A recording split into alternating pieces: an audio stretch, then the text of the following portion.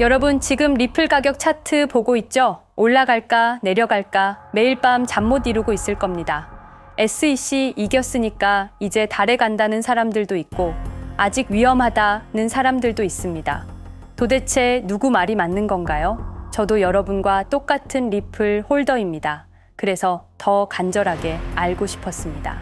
리플이 정말 오를 건지 아니면 또 다시 지옥을 볼 건지 말입니다.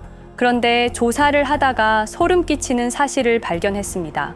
지금 여러분이 느끼는 이 불안감, 2017년에도 똑같았습니다. 그때도 모든 호재가 완벽했거든요. 은행 파트너십, 기술력 인정, 시가총액 3위. 리플 홀더들은 이제 진짜 달에 간다고 외쳤습니다. 그런데 그 다음에 뭐가 일어났나요? 90% 넘게 폭락했습니다. 7년간 지옥을 봤습니다. 왜 그런 일이 벌어진 걸까요? 정말 시장 상황이 나빠서였을까요? 아닙니다. 누군가 의도적으로 리플을 짓밟았기 때문입니다. 그리고 지금 그 똑같은 상황이 반복되고 있습니다. 시장은 무너지고 있고 리플 홀더들은 불안해하고 있고 그 사이에서 누군가는 다시 칼을 갈고 있습니다. 여러분, 혹시 이런 생각 해보셨나요? 왜 하필 리플만 이런 고생을 해야 했을까? 왜 비트코인은 ETF까지 승인받으면서 승승장구하는데 리플은 7년간 소송에 시달려야 했을까? 우연일까요? 절대 아닙니다. 누군가 계획적으로 그렇게 만든 거예요. 그 누군가가 누구인지 알면 여러분도 소름이 돋을 겁니다. 2004년 어느 가을날 페이팔이라는 작은 회사가 15억 달러에 매각됩니다. 그때 돈을 받은 6명의 젊은이들, 일론 머스크, 피터 틸, 리드 호프만, 이들은 그 돈으로 실리콘밸리를 완전히 바꿔놓기 시작했어요. 그리고 2017년 리플이 그들의 계획에 위협이 되기 시작했을 때 체계적이고 조직적인 공격이 시작됐습니다. 언론 조작, 커뮤니티 분열, 거래소 압박, 그리고 마지막에 SEC 소송까지. 2020년 12월 22일 밤 SEC가 리플을 고소한다고 발표하기 30분 전부터 누군가 대량으로 리플을 팔기 시작했습니다. 누가 미리 알고 있었던 걸까요? 그리고 바로 그날 밤 비트코인이 사상 최고가를 기록했습니다. 모든 게 계획된 일이었습니다. 지금 여러분이 이번엔 다르다고 생각하는 동안 그들은 이미 다음 수를 준비하고 있을지도 모릅니다. 시장이 이렇게 불안한 상황이야말로 그들에게는 완벽한 기회거든요. 리플을 다시 한번 짓밟을 수 있는. 그렇다면 우리는 어떻게 해야 할까요? 매일 차트만 들여다보면서 불안해할 게 아니라 적을 정확히 알아야 합니다. 과거에 무슨 일이 일어났는지, 그들이 어떤 수법을 썼는지, 그리고 지금 어떤 계획을 세우고 있을지 오늘 그 모든 진실을 여러분께 공개하겠습니다. 여러분의 리플이 안전한지 아니면 또 다시 지옥을 볼 건지 그 답을 함께 찾아보시죠. 2020년 12월 22일 단 하루 만에 리플은 암살당했습니다. 여러분, 제가 오늘 들려드릴 이야기는 단순한 투자 실패담이 아닙니다. 이것은 21세기 가장 정교한 금융 암살 사건에 관한 이야기입니다. 2020년 12월 22일 오후 우리가 투자했던 리플이 하루아침에 반토막이 났습니다. 당시 리플은 63% 급락했습니다. 마치 은퇴 자금이 하루아침에 반토막 나는 것과 같은 생존 본능을 자극하는 충격이었습니다. 그때 리플에 투자하셨던 분들이라면 누구나 기억하실 겁니다. 누군가는 그날 하루 만에 수천만 원을 잃었고 어떤 이는 수억이 사라지는 걸 그저 눈 뜨고 지켜볼 수밖에 없었습니다. 그리고 그날부터 진짜 전쟁이 시작됐습니다. 그때는 우리가 잘못 판단한 줄 알았습니다. 하지만 5년간 추적한 결과 알아낸 진실은 이것은 우연이 아니었습니다. 누군가 치밀하게 계획한 암살이었습니다. 먼저 왜 누군가가 리플을 없애려 했는지 이해해야 합니다. 스위프트라는 시스템을 아시나요? 현재 200여 개국 11,000개의 금융기관이 사용하는 글로벌 송금 네트워크입니다. 벨기에에 본부를 두고 있지만 실질적으로는 미국이 완전히 통제하고 있습니다. 스위프트가 왜 무서운 권력이라고 말을 하냐면요. 2012년 이란 핵제재 때 이란 은행들을 스위프트에서 완전 퇴출시켰습니다. 그 결과로 이란의 경제는 즉시 붕괴가 됐죠. 그리고 2022년 러시아의 우크라이나 침공 후 러시아 주요 은행들도 스위프트에서 퇴출됐는데 그 직후 바로 러시아의 루블화는 30% 이상 폭락했습니다. 즉, 스위프트에서 쫓겨나면 그 나라는 국제거래에서 완전히 고립됩니다. 그런데 리플은 이 모든 것을 우회할 수 있었습니다. 며칠 걸리던 송금이 리플에선 5초면 끝났습니다. 기존엔 몇만 원씩 들던 수수료가 1원도 안 들었습니다. 거기다가 중개은행까지 불필요했습니다. 그리하여 2017년 리플의 위력이 증명되었습니다. 일본 SBI 그룹, 뱅크 오브 아메리카, 산탄데르 은행 등 200개 이상 금융기관이 리플 파트너십을 검토했습니다. 연간 200조 원 규모의 국제 송금 시장에서 리플이 스위프트를 완전히 대체할 수 있다는 것이 증명된 순간, 바로 이때 누군가에게는 생존 위기가 된 것입니다. 리플은 단순한 암호화폐가 아니었습니다. 리플은 미국이 전 세계를 통제하는 금융무기인 스위프트에 대한 직접적인 도전이었습니다. 스위프트는 돈의 흐름을 틀어쥔 지배의 손길이었습니다. 핵보다 강한 권력, 바로 통화망입니다. 리플 사건을 파헤치다 보니 소름 끼치는 단서들이 발견되기 시작했습니다. 첫 번째 단서, 완벽한 타이밍의 미스터리. 2020년 12월 22일의 타이밍을 분석해 보겠습니다. 12월 22일 오후 9시 30분, SEC 의장 제이 클레이튼은 임기 마지막 12시간을 남기고 전격적으로 리플에 대한 기소를 발표합니다. 그 다음 날인 12월 23일 제이 클레이튼은 SEC 의장직에서 사임하죠. 충격적이게도 바로 다음 날 제이 클레이튼은 월리버 에셋 매니지먼트라는 헤지펀드의 자문 역할로 합류하게 됩니다. 월리버 에셋 매니지먼트는 당시 리플과 라이벌 구도를 형성하고 있던 비트코인과 이더리움에 우리 돈 8천억이라는 거액을 투자한 회사였습니다. 그런데 클레이튼은 리플을 기소한 바로 다음 날 이 회사의 자문이 되었습니다. 두 번째 단서, 이더리움 특혜의 진실. 2018년 6월 14일 SEC 기업금융국장 윌리엄 힌먼의 충격적인 연설이 있었습니다. 현재 이더리움의 제공과 판매는 증권 거래가 아니라고 본다. 그런데 힌먼은 SEC에 오기 전 심슨 대처라는 로펌에서 근무했는데 이 로펌은 이더리움 엔터프라이즈 얼라이언스 멤버였습니다. 더욱이 SEC 재직 중에도 해당 로펌으로부터 상당한 수입을 유지하고 있었습니다. 반면 리플은 리플 CEO가 직접 만나서 명확한 지위를 요청했지만 시간이 더 필요하다며 3년을 더 기다리게 했습니다. 세 번째 단서, 결정적 발견. 가장 충격적인 단서를 발견했습니다. 2020년 12월 22일 리플 기소 발표 직전에 누군가 대량의 리플 매도 주문을 넣었다는 정황이 포착되었습니다. 마치 미리 알고 있었다는 듯이 말입니다. 이 흔적들을 추적하던 중 예상치 못한 곳으로 연결되었습니다.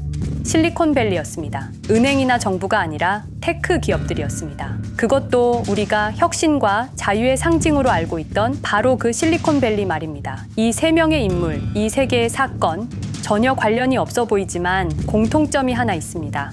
모두가 실리콘밸리 금융 네트워크와 직접 연결되어 있었다는 겁니다. 모든 흔적이 한 곳을 가리키고 있었습니다. 리플을 제거한 배후로 의심되는 세력들, 많은 단서들이 결국 이곳을 가리키고 있었습니다. 바로 페이팔 마피아라는 이름의 거대한 네트워크였습니다. 2002년 10월 3일 페이팔이 이베이에 매각되었습니다. 이때 페이팔을 퇴사한 50명 중 38명이 새로운 기업을 창업하거나 거대한 투자를 시작했습니다. 그들은 서로 관계를 꾸준히 유지하면서 창업한 기업에 서로 투자하고 때로는 동업하면서 상호 성장하는 거대한 네트워크를 만들어냈습니다. 2025년 현재는 우리나라의 GDP보다 큰 규모의 자산을 움직이는 네트워크가 되었습니다. 이제 그들은 기업가가 아닌 제국의 지배자가 되었습니다. AI, 국방, 금융, 심지어 법까지도 전부 그들의 손안에 들어왔습니다. 그중 핵심 인물이 바로 피터 틸인데요. 팔란티어를 창업한 사람입니다. 팔란티어는 CIA, FBI, 미 국방부 등의 정부 기관에 데이터 시스템을 독점으로 공급하고 있습니다. 피터 틸이 직접 설립하거나 자문을 한 회사만 무려 59개나 되는데요. 가장 유명한 사례는 페이스북의 첫 외부 투자자였다는 겁니다. 우리 돈 약 6억 정도를 투자해서 수조 원의 수익을 올렸거든요. 그리고 나서 2025년 트럼프 2기 행정부의 공동인수위원회 의장으로 발탁이 된 인물입니다. 2001년 충격적인 9.11 테러 후 그는 우리의 사기 탐지 기술을 국가 안보에 쓸 수 있다며 2003년 펠런티어를 창업했습니다. 창업과 동시에 CIA의 벤처 펀드 인큐텔로부터 투자를 받았습니다. 그리고 피터 틸은 단순히 사업만 한 것이 아닙니다. 정치인을 직접 키워냈습니다. 현재 미국 부통령인 JD 벤스는 피터 틸의 미스릴 캐피탈에서 일했고 피터 틸의 지원을 받아 나르야 캐피탈을 창업했습니다. 트럼프에게 벤스를 소개한 것도 피터 틸입니다. 그리고 일론 머스크, 우리에게는 테슬라, 스페이스X, 그리고 X로 유명한 인물이죠. 머스크 역시 트럼프 2기 행정부에 입각해서 정부 효율 성부, 도지의 수장으로 일했습니다. 연방정부 전체의 예산 삭감 권한을 가진 엄청난 자리였습니다만 지금은 트럼프와 갈등을 벌이고 있기도 하죠. 그런데 그가 트럼프의 2024년 대선 최대 후원자라는 건 변하지 않습니다. 무려 2억 9,148만 달러, 우리 돈으로 약 4,300억 원을 기부했는데요. 머스크는 그때부터 기술과 권력을 통합하려는 제국 건설에 나섰습니다. AI, 화성, 인터넷, 금융, 이제는 인류의 생각 그 자체까지 장악하려 하고 있습니다. 머스크는 원래 트럼프 지지자가 아니었습니다. 오히려 바이든을 지지했죠. 하지만 바이든 정부가 백악관 전기자동차 정상회담에서 GM과 포드는 초대하고 테슬라의 수장인 자신은 제외시키자 마음의 상처를 입은 머스크는 공화당 지지자로 돌아섰습니다. 그리고 머스크의 시장 조작 능력은 이미 입증되었습니다. 2021년 5월 환경 문제로 비트코인 결제 중단이라는 트윗 하나로 비트코인을 폭락시킨 후 뒤로는 더 싸게 매집했습니다. 그리고 데이비드 sak스, 현재 백악관 AI 및 암호화폐 차르로 있는 인물이죠. 모든 암호화폐 정책 최종 결정권을 가진 자리에도 페이팔 마피아가 장악한 겁니다. 마지막으로 제드 맥켈럽, 우리에게는 리플의 배신자로 알려진 인물인데요. 아시는 것처럼 리플 공동 창업자였지만 리플을 나와서 스텔라루멘을 출시한 사람입니다. 2013년 리플 퇴사 후 90억 개의 리플을 보유한 상태로 갈등을 벌이다가 결국 2022년 7월까지 리플을 완전 매도해서 4조 2천억의 천문학적인 수익을 올렸습니다. 자, 그런데 여기서 기묘한 커넥션이 나오는데요. 2025년 6월 페이팔의 페이팔 USD가 스텔라루멘 체인으로 이전을 발표합니다. 그리고 SEC 의장 제이 클레이튼도 이들과 연결되어 있었습니다. 클레이튼이 리플 기소 후 바로 합류한 월리버 에셋 매니지먼트는 페이팔 마피아들이 투자한 회사였고 원래는 비트코인, 이더리움에 8천억 정도를 투자했다고 알려져 있었지만 올해 초 내부 기밀 문서가 유출되는 사건이 발생합니다. 그 문서에는 스텔라루멘에 700억 가량 투자했다는 사실과 피터 틸의 팔란티어 주식 1조 6천억 원어치, 그리고 페이팔 USD에 대한 투자 내용도 있었습니다. 더욱 충격적인 건 리플 경쟁사들의 집중적인 투자를 이어오고 있었다는 겁니다. 이제 모든 퍼즐이 맞춰지는 느낌이죠. 페이팔 마피아의 리플 제거 작전을 시간 순으로 정리해보자면 1단계, 내부 침투. 제드 맥켈럽이 리플 공동 창업자로 참여해 핵심 기술을 습득한 후 2013년 의도적 갈등 조성 후 퇴사. 90억 개의 리플을 보유한 채 시한폭탄을 설치했습니다. 2단계, 정부 인프라 구축. 피터 틸의 펠런티어가 2003년 CIA 벤처 펀드 투자로 창업 후 2020년까지 주요 정부기관 핵심 시스템을 장악했습니다. 3단계, 경쟁사 특혜 공작. 윌리엄 힌먼을 통해 2018년 6월 이더리움은 증권이 아니다 발언을 이끌어내면서 리플을 3년간 의도적으로 지연시켰습니다. 4단계, 마지막 일격. 제이 클레이튼이 임기 마지막 12시간 전에 리플을 기소한 후 다음 날 사임, 바로 그 다음 날 리플 경쟁사에 투자하는 회사의 자문으로 합류했습니다. 5단계 대체제 준비. 2023년 8월 페이팔 USD 스테이블 코인을 출시하고 2025년 6월 제드의 스텔라 블록체인으로 확장을 발표했습니다. 제드의 리플 매도 자금이 스텔라 개발에 투입되었습니다. 6단계 정치권 완전 장악.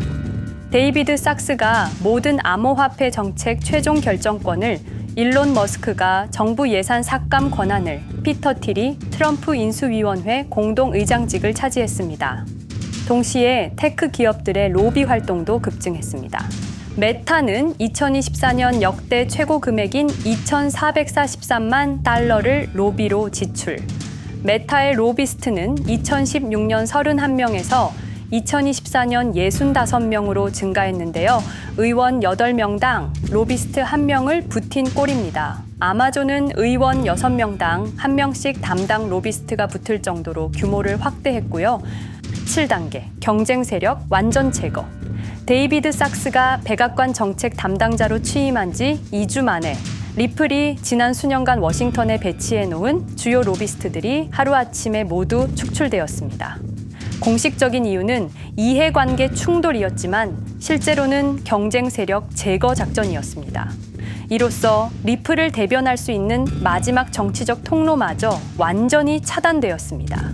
페이팔 마피아의 계획은 리플 공격이 끝이 아니었습니다. 현재 새로운 타겟을 노리고 있습니다. 그리고 그 타겟은 단순한 암호화폐가 아닙니다. 그건 머스크조차 경계할 수밖에 없는 존재, 통제 불가능한 AI 코인이었습니다. 리플에 대한 공격이 성공한 것처럼 보이지만 그들이 아직 해결하지 못한 하나의 문제가 남아 있습니다. 한 AI 코인이 일론 머스크의 테슬라 AI와 XAI를 위협할 수 있는 기술력을 가지고 있다는 것입니다. 그래서 전략이 바뀌었습니다. 죽일 수 없으면 소유하자. 머스크가 이 코인을 경계하는 증거들이 몇 가지 있는데요.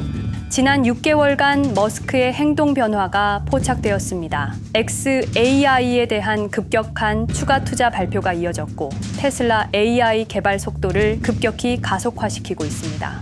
그리고 특정 AI 기술에 대한 부정적 언급이 증가하고 있는데요. 이 AI 코인은 현재 진짜 AGI 구현이 가능한 탈중앙화 AI 네트워크를 구축하고 있고 초당 수십억 단위의 연산을 처리할 수 있는 진짜 분산형 뉴럴 네트워크 기반입니다. 수백만 개의 노드가 연결된 분산 뉴럴 네트워크. 테슬라도 메타도 이 기술만큼은 아직 구현하지 못했습니다. 현재 기술로는 단 하나뿐입니다. 그러나 시가총액은 테슬라의 500분의 1 수준으로 그들이 매집을 멈추지 않는 이유입니다.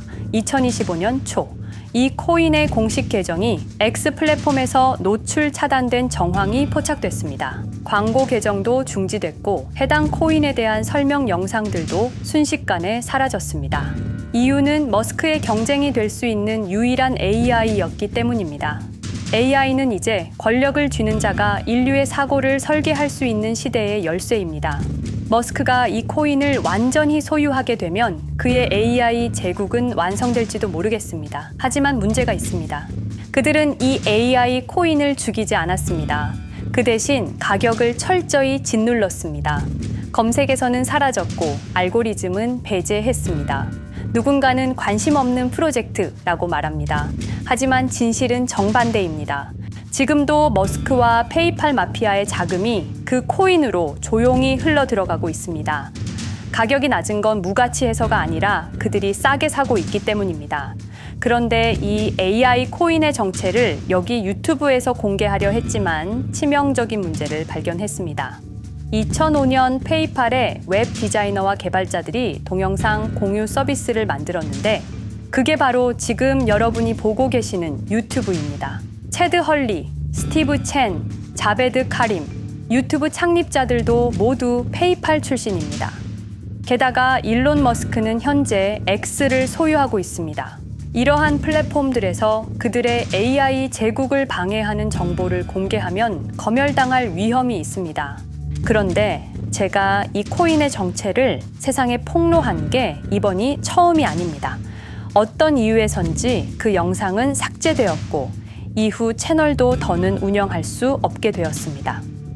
커뮤니티 가이드라인을 위반한 적은 없었지만 불편한 진실이 다뤄질 때마다 이런 일이 반복됐습니다. 이건 단지 투자 종목 하나를 공유하는 문제가 아닙니다. 이건 우리가 감시와 통제에 맞서 싸울 수 있는 유일한 기회입니다. 영상의 댓글란에 저항이라고 두 글자를 남겨주시고 010-5528-2156 이 번호로 저항 두 글자만 문자로 보내주세요. 그럼 당신은 지금 머스크가 검열하고 페이팔 마피아가 조용히 매집 중인 그 AI 코인의 정체를 가장 먼저 알게 될 것입니다. 우리는 지금 역사의 분수령을 지나고 있습니다. 진정한 탈중앙화 금융이 실현될 뻔했지만 페이팔 마피아의 방해로 더 강력하고 교묘한 지배자들이 통제하는 세상이 오고 있습니다. 페이팔 마피아가 완성하려는 새로운 세계는 팔란티어를 통해 모든 거래를 실시간으로 감시하고 페이팔의 페이팔 USD를 통해 정부 마음대로 계좌를 동결시킬 수도 있고 차세대 스위프트를 통해 우리의 거래를 통제하고 AI 기술 독점을 통해 인류의 사고방식마저 장악하려는 겁니다. 하지만 완전히 포기하기엔 너무 이릅니다. 왜냐하면 진실을 아는 사람들이 늘어나고 있고 브릭스가 여기에 대한 대안을 만들고 있으며 리플의 기술적 우수성은 여전히 변하지 않았고 아직 머스크가 완전히 통제하지 못한 진짜 AI 혁명의 씨앗인 이 코인이 남아있기 때문입니다. 규제 환경이 바뀌고 진실이 밝혀지면 리플은 언제든 재평가받을 수 있습니다. 리플 홀더들이 당한 것은 개인 투자 실패가 아니었습니다. 이것은 21세기 금융 권력 투쟁에서 일어난 결정적 전투였습니다. 리플은 비록 일시적으로 억압받고 있지만 진정한 탈중앙화 기술은 결코 사라지지 않습니다. 하지만 이 전쟁은 아직 끝나지 않았습니다. 우리가 아무것도 하지 않으면 그들은 모든 것을 가져갈 겁니다. 머스크와 페이팔 마피아는 이 시대 최고의 지배자들입니다. 하지만 그들도 막지 못하는 단 하나가 있습니다. 바로 진실을 알아버린 개인들입니다. 우리는 지금 그들에 맞설 수 있는 거의 유일한 순간에 서 있습니다. 한 통의 문자, 그것은 단순한 신호가 아닙니다. 지금 움직이는 자만이 미래를 차지할 수 있습니다. 지금까지 이 긴 이야기를 들어주셔서 감사합니다. 제가 말씀드린 모든 것들은 사실을 기반으로 하며 대부분 공개된 기록들입니다. 기억하십시오. 우리가 침묵하는 순간 그들의 승리는 완성됩니다. 리플은 억압받았지만 그 정신은 살아남았습니다. 그리고 언젠가 진짜 자유로운 AI가 세상에 다시 등장할 그날까지 우리는 싸움을 멈추지 않을 것입니다. 010-5528-2156 이 번호로 저항 두 글자만 문자 보내주세요. 이 정보는 지금 공개적으로 전할 수 없습니다. 저항이라는 신호를 보내주신 분들께 제가 직접 확인 후 순차적으로 보내드리겠습니다. 당신의 작은 선택이 우리 모두의 미래를 바꿀 수 있습니다. 지금이 바로 우리가 다시 시작할 순간입니다. 저항에 동참해주세요.